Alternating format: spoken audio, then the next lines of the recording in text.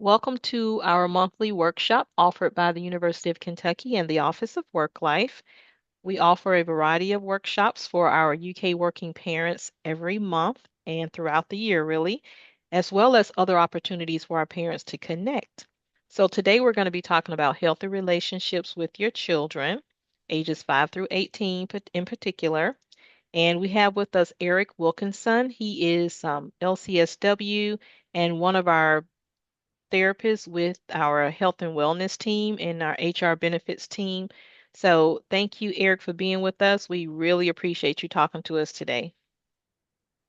Well, thank you, Azetta, for having me. As Azetta mentioned, I am one of four therapists, full-time therapists in UK Health and Wellness. We also have a couple part-time therapists that do some contract work with us. If you're unfamiliar with our service, every UK faculty and staff, as well as retirees and their spouses, partners, and dependents are entitled to 5 free counseling sessions every fiscal year. So it's a really nice benefit. Those counseling sessions are not part of any medical record. They're a standalone confidential record. What's nice about that is we don't do any billing with insurance. We're all licensed therapists, and we've all worked in settings where we've had to provide medical diagnoses and bill insurance in the past. But since this is not part of your medical record, we're able to work with folks without providing formal diagnosis. We have people that come see us for a range of issues. There's the classic anxiety, depression, relationship problems, grief and loss. We also have folks that will come and see us just because they're maybe wanting to consider a new career path or some other major changes in their life. We have folks that might be having conflict with coworkers or supervisors or family members. Sometimes we have folks that come in just because they want to learn better communication skills or mindfulness skills. For those that do know me, probably know that I particularly specialize in using mindfulness-based psychotherapies. I've been a therapist or in the mental health field for 22 years now. And my first 13 years were spent doing primarily child and family therapy. And so I do have a lot of work history working with children. Um, I should also mention, in addition to the free counseling services on the health and wellness calendar, we have a lot of different presentations and workshops that we provide, events like today. So I would encourage folks, if this interests you, to see what's coming up in the next couple of months. As I mentioned, I do have a lot of history working with children. I wanted to focus today on, kind of school age children starting at age 5.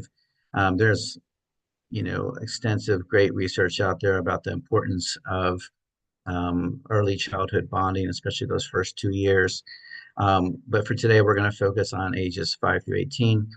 There are going to be some reflection prompts, opportunities. At least one of the prompts, I'm going to ask you to put feedback in the chat.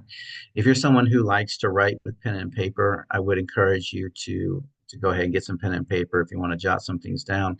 I'm the type of person that takes notes on my phone, but there will be some reflection prompts during the presentation. Azetta, if people have questions at any point in the presentation, people can put it in the chat. And then, Azetta, I don't know if you mind to just kind of aggregate those and just you can maybe ask me the questions at the end. We'll set aside at least 10 minutes at the end for folks to ask questions. So let's go ahead and get started. This is what we're going to cover. We're really going to focus a lot on this concept of attunement, which can be broadly understood as emotional connection. And I see attunement as really the foundation of building healthy relationships with children. We're going to go into specific attunement strategies. I tend sometimes to get into the weeds because I like to give folks things they can take away from the presentation. I tend to overpack presentations with more material than I usually can cover. So I may not get to go through all of the strategies included, but they will be included in the slides when those are shared. We're going to talk about, there's going to be some opportunities for you to reflect on your own experiences with adult caregiving relationships with children. We're going to briefly touch on, although it's kind of going to be running throughout the thread of the presentation, how we can turn parenting, caregiving of children challenges into opportunities. Um, I imagine everyone in here, I would suspect, is probably a really good parent. My experience from a clinical perspective is that often parents who are the most, either the most willing to learn new strategies or the most self-critical tend to be a lot of the best parents.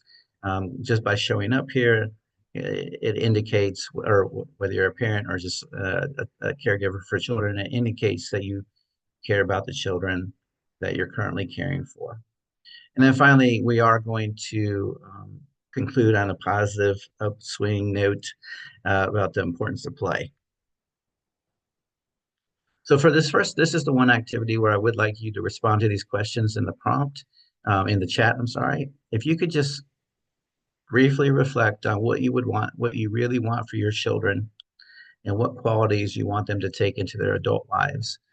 And just put that in the chat. And Azetta, I don't know if you're comfortable with reading some of these out loud, just because sometimes when I try to go back and forth, I lose I'm happy connection to with my assist. slides. All right, I appreciate that. So yeah, just after you think about what do you really want for your children?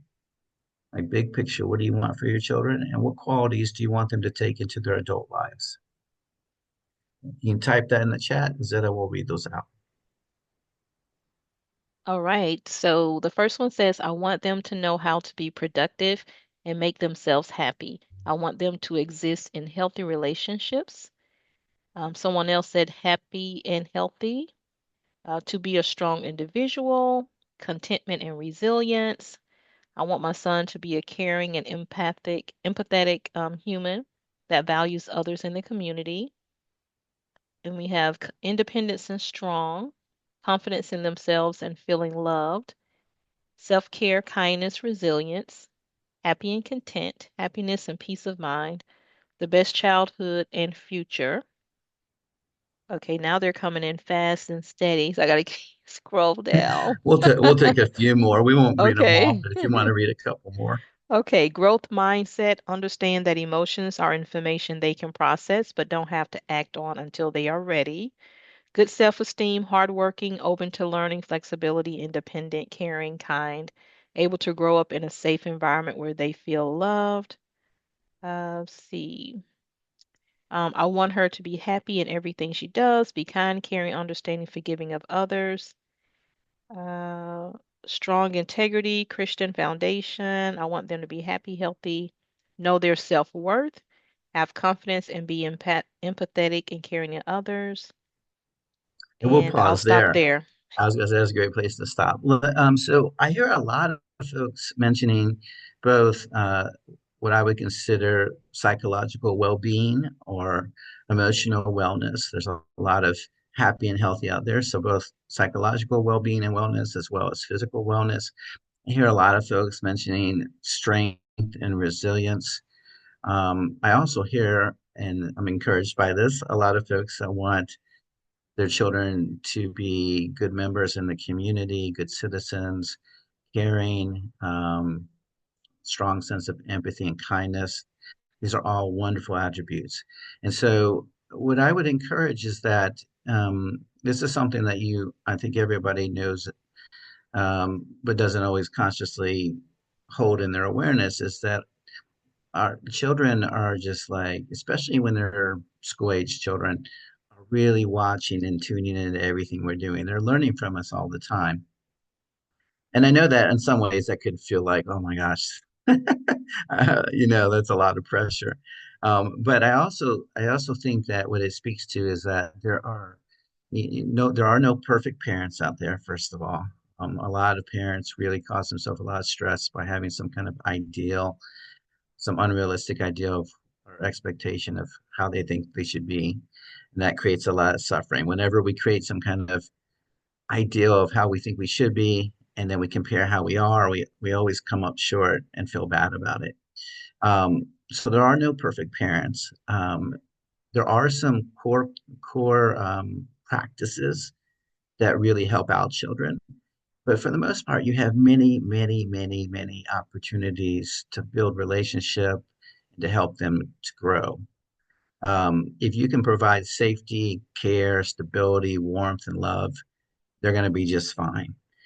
I also think, I didn't include this study, but I would encourage folks interested in this to Google it. There's a really interesting meta-analysis where they've combined a bunch of different studies on identical twins, and they were trying to explore the the old debate between nature and nurture and how it impacts our kids' personalities and their how they live their lives. And one of the things that was interesting is that in many ways, parenting has very little or maybe no impact on personality. Um, a lot of that is heavily driven by genetics. But what parenting and other cultural influences do have impact on are relationship skills, how we view relationships, value systems. So we might not have a lot of impact on temperament. We might not have a lot of impact on whether or not our child is inclined to be interested in STEM like math and science, or is a real creative musical kid, or someone who's into sports and athletics. A lot of that might be um, largely genetic. We do have a lot to say in terms of how do they learn to live in this world with positive relationships in a way that aligns with positive values. Dan Siegel, I'm drawing heavily from his book, The Whole Brain Child, which I highly recommend. He uses this metaphor of well-being as of thinking of well-being as like a river, in that we want to float in the river with our children as much as possible. But at all times, and this is true for both us as adults and for our children, there are currents, life currents that are pulling us in different directions. And so some of the currents are what he would describe as chaos. And this is the idea of really feeling overwhelmed with emotion, feeling like it's hard to make sense in the world of the world. It's hard to stay focused or know or to chart a course and stick with it. Um, we feel like, we often feel vulnerable, or like when we're experiencing chaos, we feel a lot lack of stability. And so when children or ourselves get pulled to the bank of chaos, what's happening there is that the brain is being overwhelmed by the right hemisphere activity, which is largely associated with emotion and nonverbals. There's also times where we have currents that pull us in the direction of being overly rigid. We get, I think we've all had the experience of being really stressed. We have a lot of things on our plate, and so we find ourselves like getting stuck, you know, focusing on maybe unimportant mundane tasks just because we have to get it done. We might, when we're stressed, our capacity to think of different solutions and different courses of action gets really narrow. Our sense of time gets really narrow. We lose our ability to see the big picture often when we're feeling when our left brain is really taking over. And so if we find ourselves being very rigid, very kind of closed off, inflexible, that's a sign that the left hemisphere is probably overwhelming us. We see this in our children, and we know it's easy to pick out when there's emotional dysregulation. It's often screaming or yelling. But with the when they're overwhelmed with this kind of the left hemisphere is more associated with language, logic, analytical thinking. You can see this when your children are ruminating, they feel stuck, like they just thinking and thinking over and over again, seem to be trapped in their own thinking. You see this when children are not able to access their emotions or feel disconnected from their emotions. You see this again when they're not able to see the bigger context of what's going on.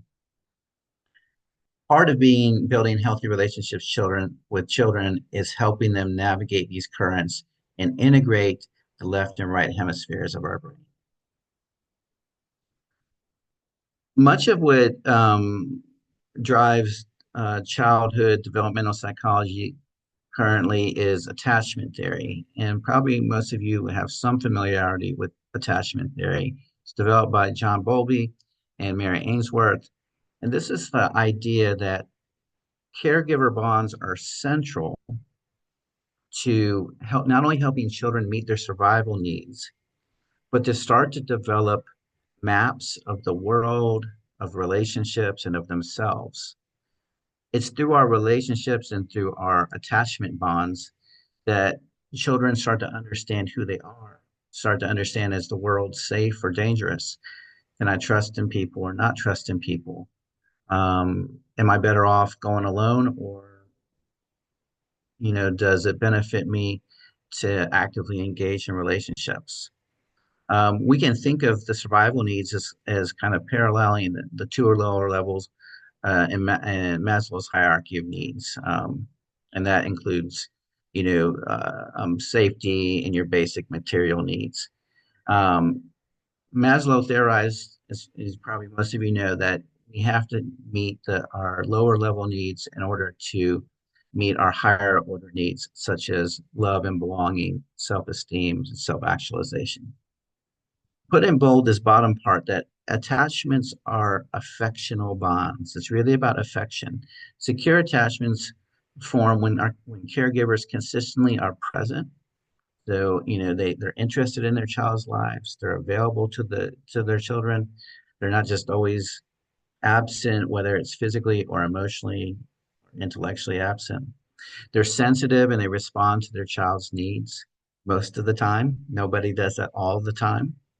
And overall, they provide warmth and nurturing sense of connection that allows the child to feel safe and valued. While the first 5 years are often pointed to as really important for developing healthy relationship maps and secure attachment patterns, it's important to note that all of our relationships as we go through life inform our relationship maps and any one of us who's had a really unpleasant relationship breakup or has been betrayed by someone in our lives, even if it happens in our adult lives, we know that we can get kind of wary or, or more anxious about relationships than we were before that negative experience. So these relationship attachment bonds are always evolving and changing. If we think about, all right, what are the basic ingredients that we need for both healthy children and healthy relationships? I can't emphasize enough is the spirit of warmth.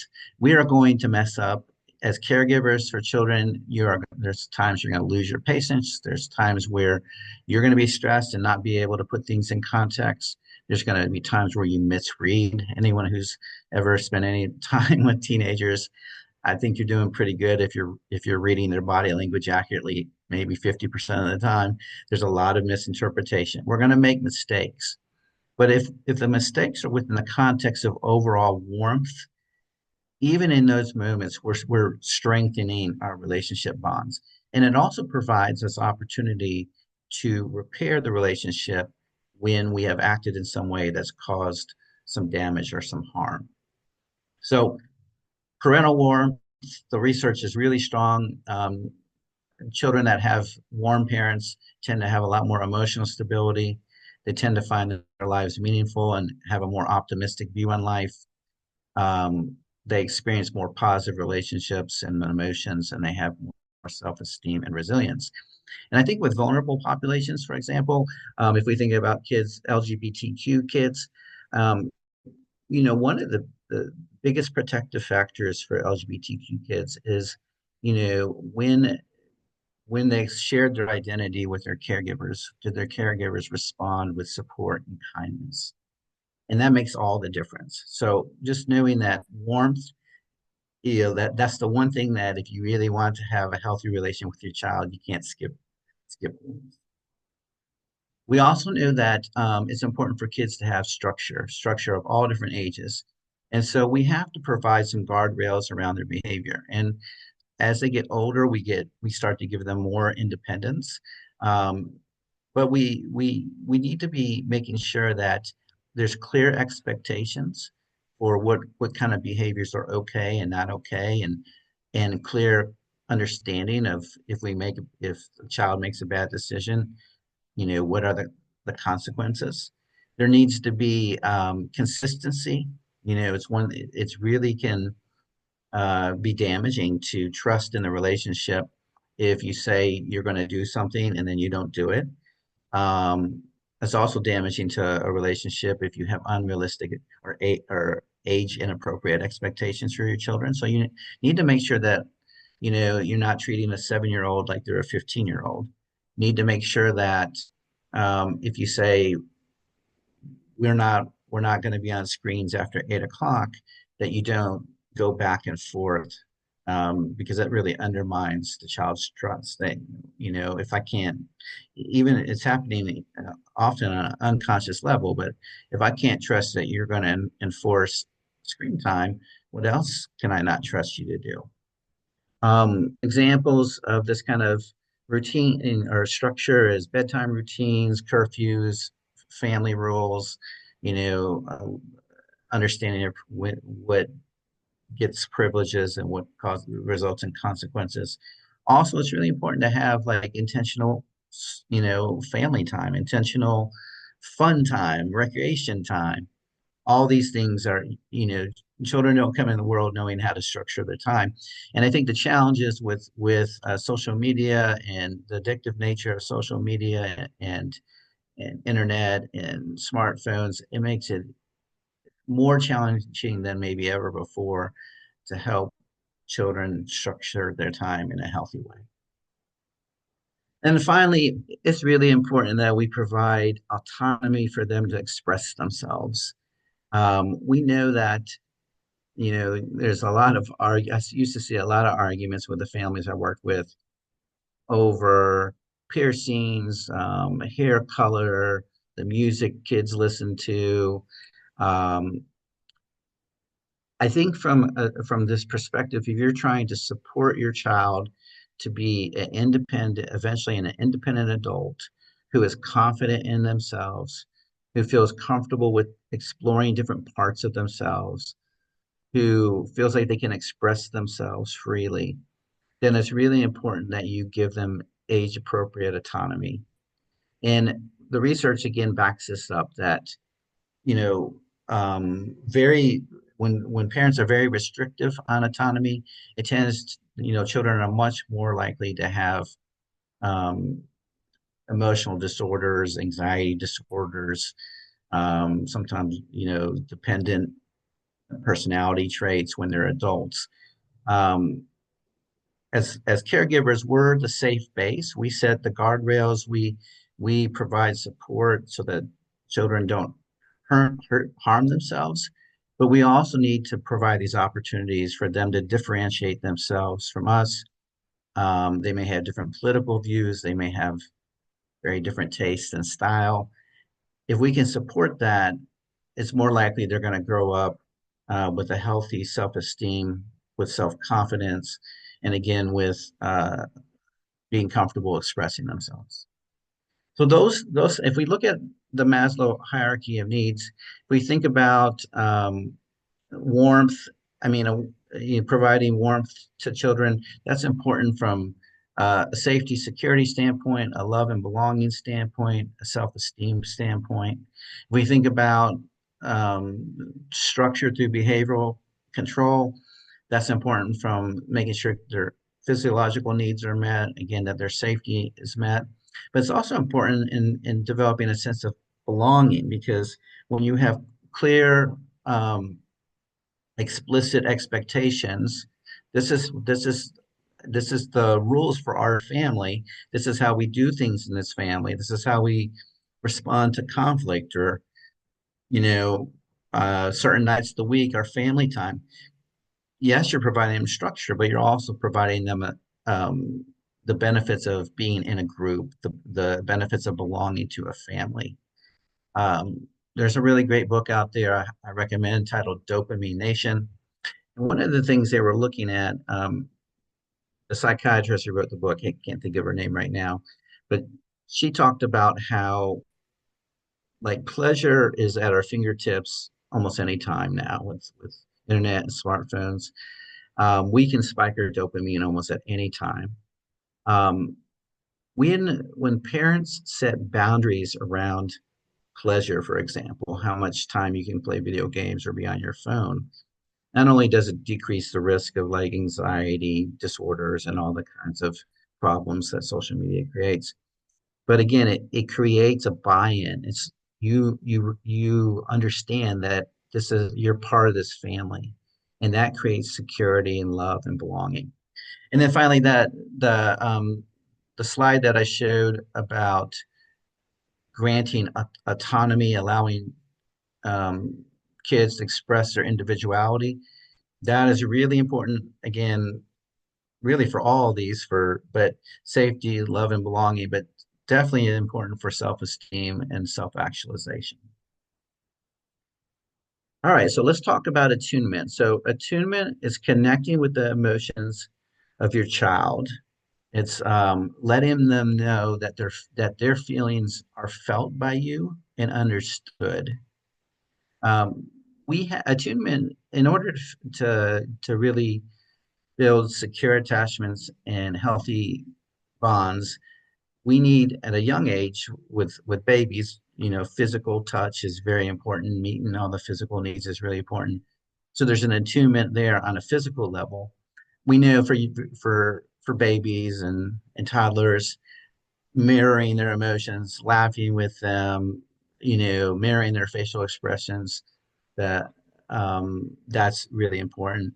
But we also knew that this is something that remains important, even when children are young adults, um, being able to feel like you care about and value their feelings, and that you're able to understand, or at least that you're doing your best to understand what they're feeling. And the reality is, there's while there's a lot of emotions and feelings in the world, it's pretty unlikely that your child is going to experience some feeling that you've not experienced. So it's really about slowing down and being and kind of coming into your, the more of the right hemisphere of your brain and using your emotional intelligence to attune to what they're feeling. Um, in the 1990s, they started to discover this idea of mirror neurons. This mirror neurons are not necessarily different than other neurons, but what's interesting is they started to see in studies, um, first with monkeys and then with humans with brain scans, that our brain often mirrors what we see in others. So when we're attuning to the emotions of another person, if they're feeling sad, our brain starts to shoot off neurons in our own brain of sadness. It's why when we go and see a movie, if we identify with the characters, we laugh with them, we cry with them, we celebrate with them because we're connecting with their emotions. I remember being in a training once, and a surgeon pointed out that's why when they're doing surgery, they can usually cover the patient's face, because in that moment, they're trying to stay in the left hemisphere of their brain where they're just task oriented, analytical focus. They're not trying to connect on an emotional level, which potentially could be really distracting to their work. Um, and so, it's really about being open, to uh, to the to the emotions of others. We also recognize the research also indicates that we can connect, behaviorally, like watching the behaviors of others starts to fire off neurons associated with those types of behaviors in ourselves. Is one of the reasons why we find dance and sports so enjoyable, is because, well, we're not actually out there dancing, or playing the sport in that moment. There's part of our brain that is mirroring what the athlete or the dancer is doing. The more that we attune to the emotions of others and respond with warmth and care to their emotions, the stronger our bonds become.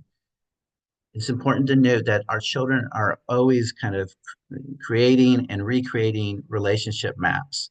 And when we consistently show up with them for them, we're dependable, we're there for them, whether they're experiencing pleasant or unpleasant emotions. They start to see relationships as a source for being cared for and loved, a place to be seen and heard, and to find meaning and purpose in your life. This is a very brief overview of some of the aspects of left hemisphere, right hemisphere in our brain.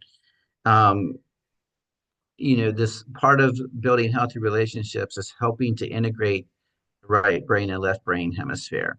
Um, I mentioned earlier the left brain is associated with language and logic and analytical thinking. The left brain loves to make lists and to put things in order. Um, the right brain is associated with interpreting nonverbal body language and social cues. It's very right brain is associated with a lot of the nonverbal work. Um, right brain is associated with connecting with emotion, developing emotional intelligence. Right brain's hemisphere associated with intuition or that gut feeling. It's also more on the right brain hemisphere is more involved with accessing our personal memories and being able to think big picture. Um, being able to see the forest for the trees. Um, when children are overwhelmed by emotions, there's a good chance that their brains are being hijacked by the right hemisphere and they're struggling to access logic, reasoning, language.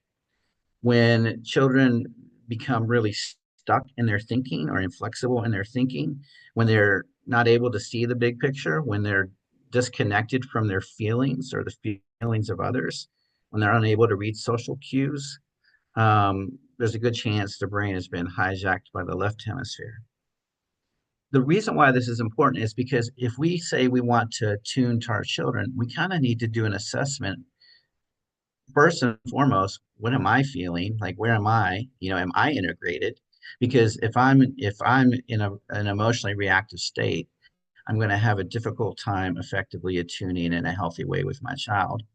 If I'm emotionally numb or disconnected, if I'm um, overly being driven by the left hemisphere, again, I'm going to have a very difficult time attuning with my child. So first, we need to kind of make sure that we're integrated and know how to integrate ourselves if we're not. But then we also need to look at our kids and kind of see, are they in more of an emotional reactive state? Are they in a balanced state? Or are they more in this kind of overly analytical, logic-based state?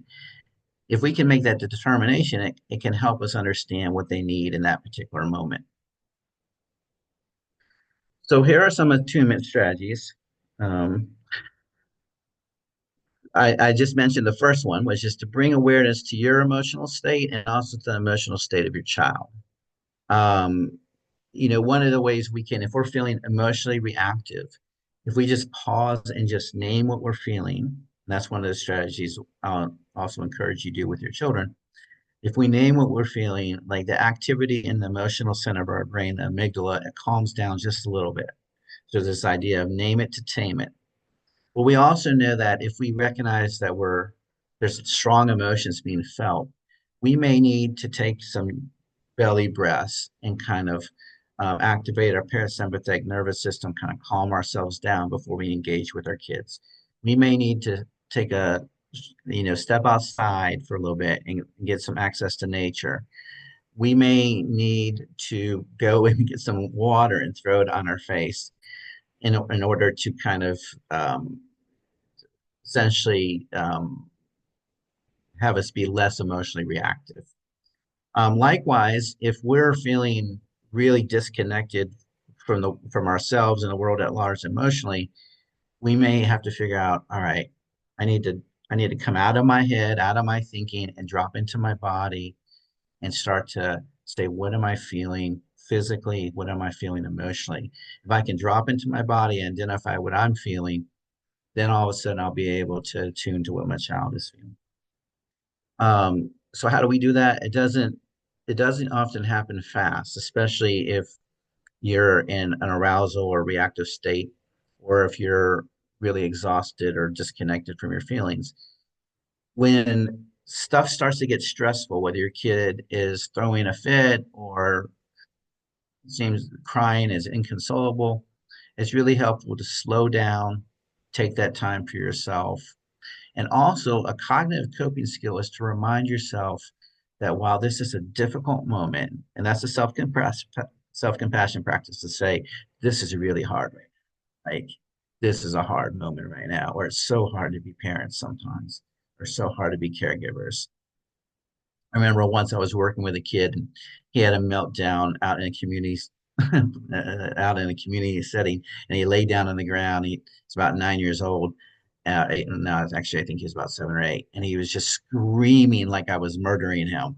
And we're in a community store, and people were coming. The people that work there, like, is everything okay? I just say, hey, yep, everything's okay. He's just a little upset right now. And I lowered my voice. I slowed down. I just started to empathize with him. It was through me regulating my own emotions, calming my own self. Part of me wanted to just grab him and run out of the store, but I slowed myself down. I calmed myself down, and then I was able to help him calm down. It's also really important to, in these moments when we're trying to attune it, to communicate warmth and concern, primarily, at least initially, through our nonverbal body language. So for me, that might be, I'm like, I might actually sit down. In that case, I sat down with the child, relaxed poses, like I'm kind of open with my body language. If the child is saying, I hate this, or this is not fair, I hate you so much, which is something he probably said to me in that moment. I might say back, I hear you that you're really angry with me right now, or I know that you really hate this. Sometimes I might just verbatim repeat back. But in that moment, what I'm doing is I'm letting him know that he's seen and heard, both through my nonverbal presentation and through really simple empathic statements. Um, we can then, if the child calms down enough where they're willing to talk, we can really engage in active, reflective listening. Tell me what's going on. Like, you're really upset. Talk to me. And we just start to listen and kind of repeat back, even if it's irrational. We don't, that's not the time to contest what they're saying. I hear you that you feel like that your teacher is really unfair, doesn't treat you like the other kids. Doesn't mean I'm agreeing with that statement. I mean, that may or may not be true. But in that moment, I'm just reflecting back what I'm hearing. It helps kids to feel understood and felt, to feel seen. And then sometimes if a child is really dysregulated, we may not move. The goal might just be, let's just regulate our bodies, regulate our emotions. Let's get ourselves in a safe space. We may not ever, in that situation, we may not move to problem solving. That might be something that we have to do later. There are times though where we can help children self-regulate, and then once they're calm, we can say, "Hey, let's talk a little bit about what happened, and maybe how we can solve this, or what we can do." And so there may be opportunity to move into problem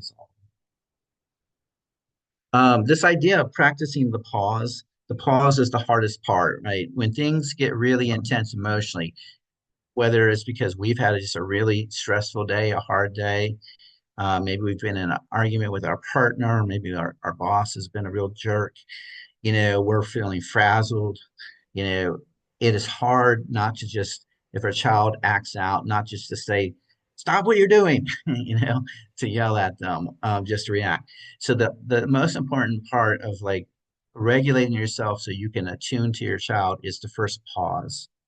And that can just be like this deep, slow breath in, slow breath out. And you may have to do a few of those. And so after we kind of regulate ourselves, we then can start to like ask yourself internally, what's going on here? Like, we can start to identify what's the child feeling right now. He might be feeling scared. She might be feeling sad. She might be feeling rejected. Sometimes children, like, they're feeling rejected and it has nothing really to do with our relationship, but it's being expressed to us. So a child might say, nobody likes me. You don't even like me. And there's a part of us that might want to immediately self-correct that statement. Of course I like you, or might even become defensive. What are you talking about? All the things I do for you? But if we can slow down and just stay with the feelings, I hear you that right now you're feeling really alone and like people haven't been caring towards you. So you validate the feelings, even if you don't always agree with maybe some of the thoughts or beliefs. And if you can slow things down and you can observe and kind of connect with a child, attune with them, then you have the freedom to decide how do I respond? How do I want to respond right now? Like how can I support the child right now?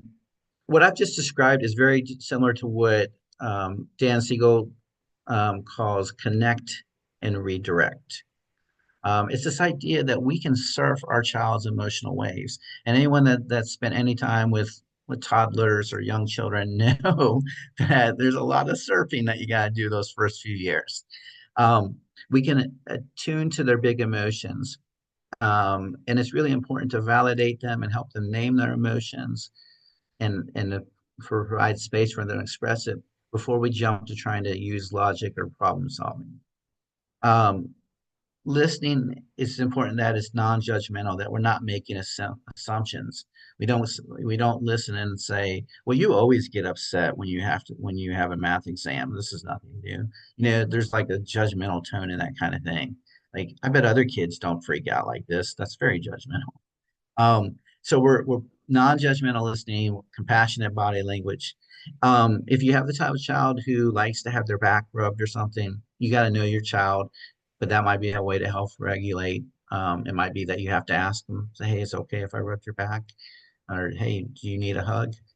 Um, when the child is safe and the waters are calm, that's when we would discuss the misbehavior. That's when we could discuss whatever consequences there are, or how the child needs to repair any harm that's been caused, or what could be done differently in the future.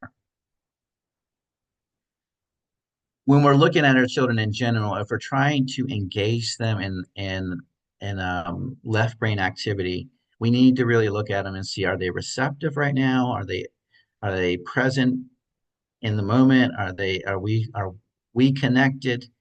Do I have an audience, right? Or are they, not present? Are they defensive or shut down? So knowing whether they're receptive or reactive really dictates like how we are going to relate to them and what they need. Ross Greene wrote a book that early in my work with children was so helpful, titled, wrote it back in the late 90s, called Explosive Child. He's revised it a couple different times, but there's this idea of collaborative problem solving. And this is originally, he worked a lot on helping parents try to respond in the moment.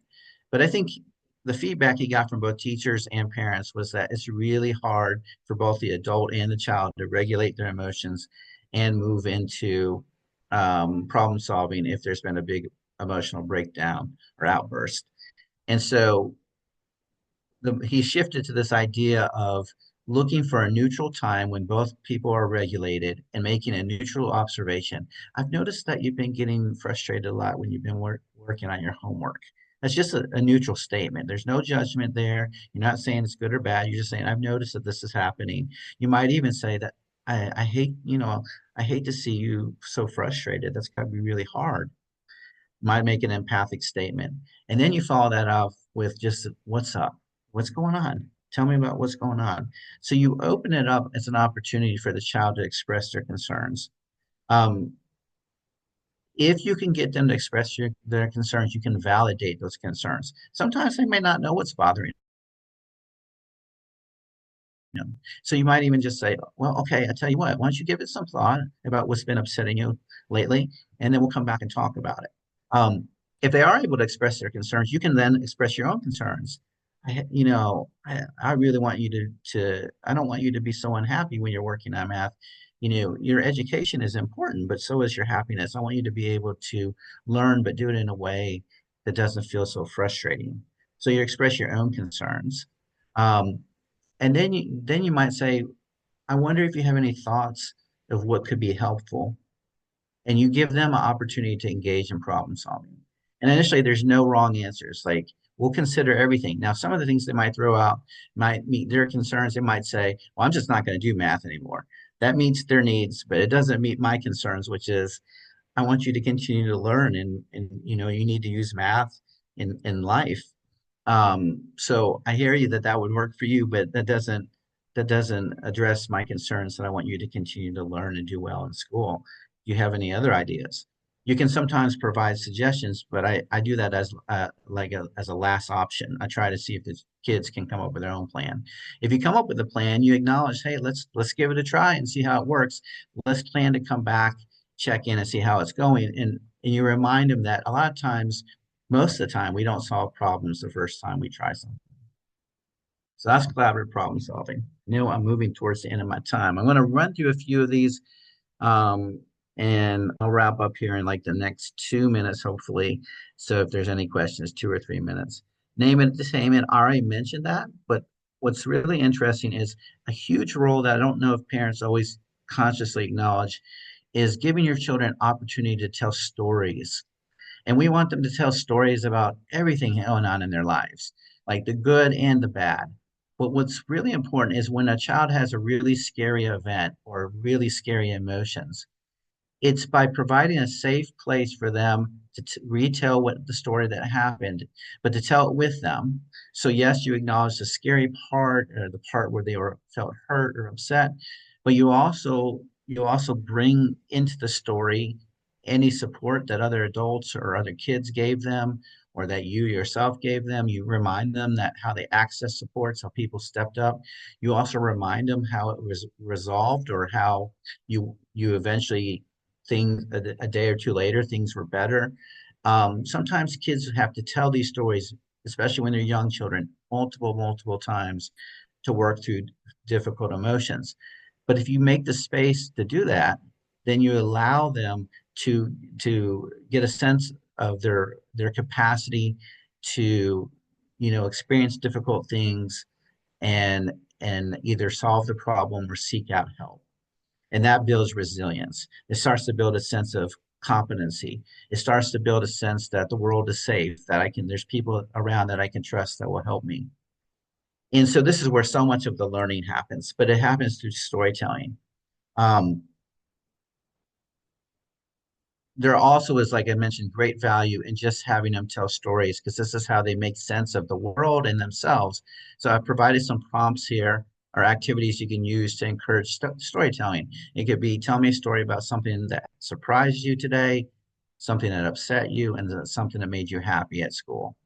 It could be tell me two things. You can make it a game. Tell me two things that really happened at school and one thing you make up with your imagination. Let me see if I can guess which one you made up. Tell me about your day, one high point, one low point, and something nice or kind you did for somebody else. You can tell a story through, oh, that sounds like Mark had a difficult day, or that sounds like Alexis, she was really upset. I wonder what she was experiencing. You could tell a story. Let's tell a story through the perspective of Alexis. You can do memory books, story books. All these things help your child not only make sense of the world and develop their brain, but they feel close to you. They feel seen and heard. It builds your relationship. Um, Here's a prompt you can revisit if you want about co-authoring stories with children. Um, and then finally, I do want to make this point. I have some slides at the end about play, which we won't really get to go through today. But I know that like anyone that has kids knows that they fight all the time. Like their conflict is inevitable. But the more that you can embrace conflict as an opportunity for learning, the more that you can really be supportive of your child's development, but also strengthen your relationship. And so again, you got to start with connecting, attuning to the emotion first. You can't go straight into problem solving, which is what a lot of parents do. If your child is upset, you have to give them space to express what's bothering them, even if it's irrational. You then, if you can validate them and help them regulate, you then can start to ask them questions to take the perspective of others. Why do you think your brother said that? Did anything happen before he called you that mean name? What do you think your brother was feeling right then? And so you start to develop perspective taking. You start to realize, kids start to realize where they played a role in the conflict. You also can coach them to notice nonverbal cues. I know that you said your brother doesn't care that you took his toy, but I'm looking at him right now and he looks really sad right now. So you coach them. And then also you can coach them on how you can repair a relationship if you've done something wrong. And there's different ways. Some are more active than others, but it's more than just saying, I'm sorry. Like, okay, you're sorry. What are you sorry for? Maybe talk a little bit about what you were feeling when you grabbed your brother's toy. How do you think you can repair what's been done? Um, these slides again we're not going to go through, but it speaks to how play facilitates bonding, because when we play with our kids it releases lots of dopamine, which motivates them to want to spend more time with us and be in relationship. It releases oxytocin, which is the bonding and love hormone. um, there are parent-child interaction therapy has some great strategies that were developed around child-directed play. So this slide right here outlines if you let your child kind of take the lead and play for it can be as short as 10 minutes. Here are some things that you can do as an adult while they're playing. Here's just a list of some play activities for different ranges of ages.